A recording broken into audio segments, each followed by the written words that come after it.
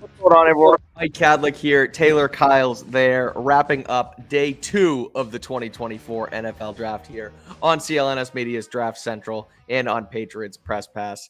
We are powered by Prize Picks, the exclusive daily fantasy partner of the CLNS Media Network. Make sure to download the app today and use code CLNS for a first deposit match of up to $100. So, Taylor, Patriots go Jalen Polk, round 2, 37 overall. They then wait just about 31 picks, 37 to 68, stick and pick and land Penn State offensive tackle Caedan Wallace.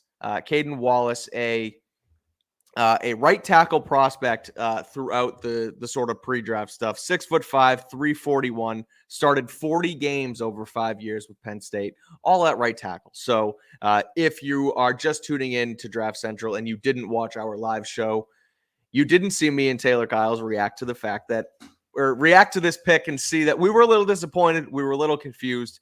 Patriots just re-signed Mike Unwin to a 3-year, $57 million contract. It was reported that his plan is to stay on the right side and stick at right tackle. So we didn't know what the plan was. We didn't know if it was an indictment on the interior offensive line, if they were going to make some moves elsewhere.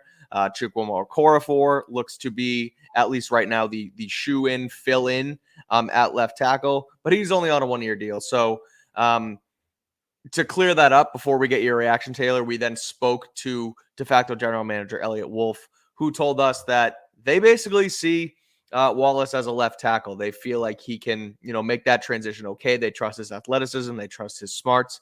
A guy who, like you said, like we said, is 25 years old, so has plenty of experience. So once we cleared up what the plan is for Wallace, Taylor, what's your reaction to the Patriots selecting this guy with the 68th overall pick?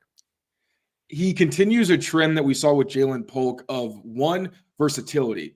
This is a guy who can play all 5 offensive line spots. Now, I'm not sure if he's like a prototypical left tackle because he doesn't really have the arm length that you look for, and he is an explosive athlete. I didn't really see, again, that prototypical, just really fluid, easy-moving left tackle kind of profile. But the versatility for me made sense for why he was a third-round pick, because that's something they don't have right now. They don't have anybody on the roster who can play every spot on the offensive line. Extremely invaluable. He has a ton of experience, as you mentioned, which offensive linemen don't get a whole lot of opportunities to actually get down and dirty in practice. So right. I think that experience is even more important in this version of the game. And Elliot Wolf did say he thinks he is explosive enough to play left tackle. Now, one thing I noticed while watching him, I saw his game against Ohio State. He's really balanced. That was a good thing where you didn't really see him lunging very much or look like he was in awkward positions, which is really big, especially at left tackle. Very patient. Like you'd see he'd get in his stance and he keeps his hands back. Even when guys shoot, he's not usually the one who initiates contact unless he's trying to set really aggressively and really be the aggressor, which again, that's where the experience comes in, where he's like, I know I don't really have to shoot my hands right now. Right. That plays into the balance as well. You did see some mobility. They use him as a puller at times, which, as we know, with tackles and Alex Van Pelt's system, they don't pull a ton, but they'll do it every once in a while, especially on the left side where you do expect those guys to be a little more athletic. Reading scouting reports, I didn't see a ton of this just in the game I watched against Ohio State. They say that he does have power in the run game. He doesn't always sustain it. Pad level did seem like it was a bit of an issue with him. Another thing, kind of similar to Cole Strange, on tape, I didn't see a lot of independent hand usage, where a lot of the time he's shooting both of his hands, and against more experienced rushers, they're going to predict that, wait for it, and like we see a lot of the times with Cole, they'll knock those hands down. But again, because you didn't see him off balance, it did show like, okay, so it's not a huge problem, but you do want to see it get better. And there's some promise there because Eric Galko, we're actually going to have him on the show next week to talk about Caedan Wallace because he went to the Shrine Bowl. Galko is the director at the Shrine Bowl.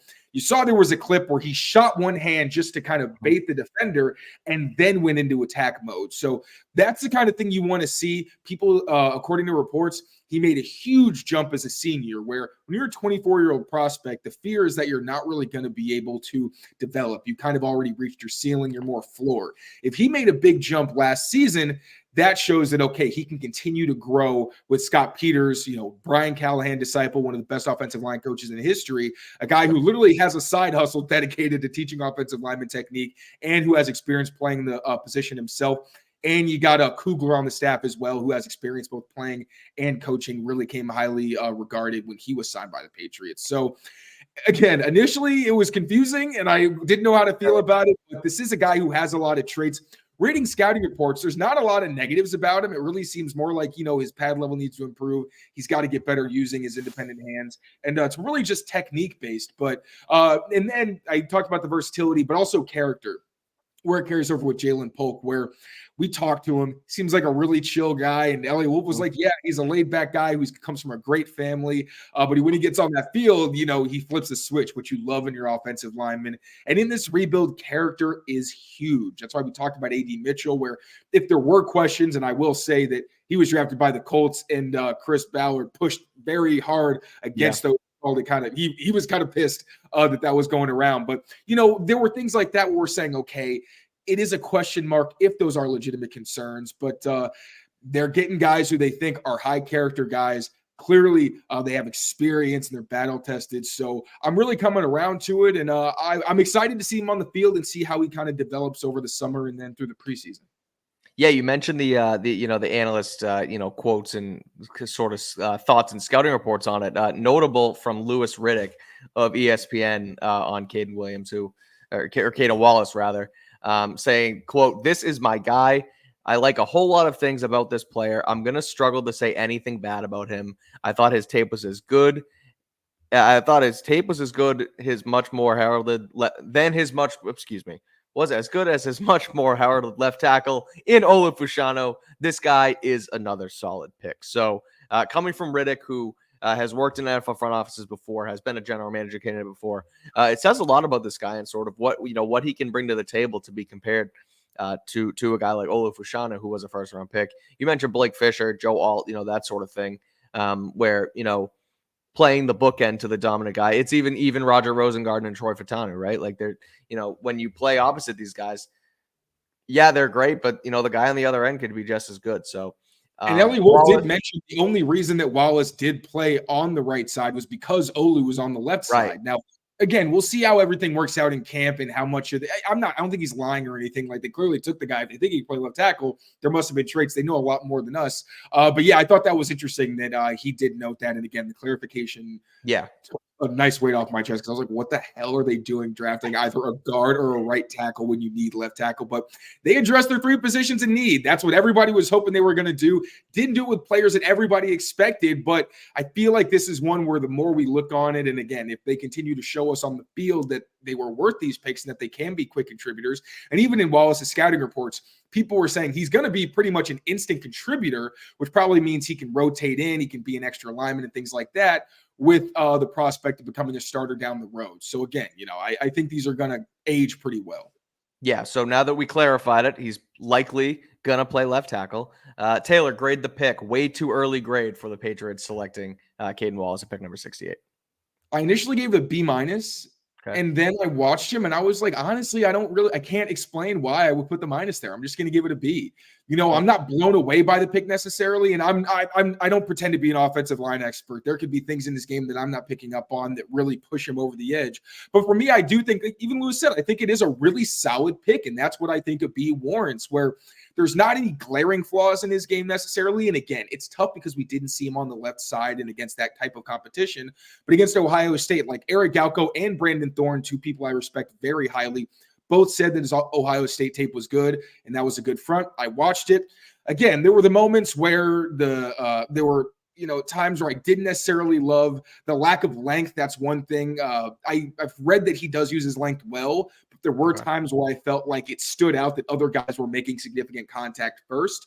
But for the most part, you saw the flashes where it's like, okay, I see what they like. This is clearly a very mature player who maybe just needs to learn more and, didn't maybe have the coaching to really unleash his maximum potential, even though he's 24 years old. So, and I think he also, he's a red shirt who also had his season shortened by COVID, his second season, I believe. Still very experienced, but, just gets to get some NFL coaching. So I gave it a B. Once again, I think this is a super solid pick with a guy who can at least be a good left tackle for you. Chukwuma Okorafor is only on a 1-year deal, so he gives you a long-term plan there. Yep. So a B for the Patriots' third offensive pick in the 2024 NFL draft. They have hit on offense in 3 straight picks, their first 3 picks for the first time since 2006. Hat tip to Mike Reese there when they drafted Lawrence Maroney, Chad Jackson, and David Thomas with their first 3 picks. Again, 2024, the first time they've done so with Drake May, Jalen Polk, and Caedan Wallace. But there is still one more day, Taylor. Rounds 4 through 7 live tomorrow, starting at 12 p.m. Baker's still on the board. They're still on the board. Patriots have I believe, the 2nd or 3rd pick in the 4th round tomorrow, so they get after it pretty much right away. So obviously, don't go anywhere. We'll have you covered here on Draft Central, 3rd pick in the 4th round. So Patriots getting right after it, 12 p.m. Again, picks 103. I'm pulling it up right here. Picks 103, 110, 180, 193, and 231. Taylor, I was looking at this earlier. I have a feeling they're going to trade up or back, either up from 180 or back from 110. That 70 pick range feels a little bit too big for me. I think they might try and get themselves in and around that one way or another. So make sure you keep it here on Twitter with Taylor at tkyles39, with myself at Mike Kadlick, and follow along at Patriots CLNS on Twitter, and make sure you subscribe to the YouTube at Patriots Press Pass. We'll be here again 12 p.m. tomorrow, back on Draft Central. So keep it locked in, and until then, thanks for watching, and we will see you next time.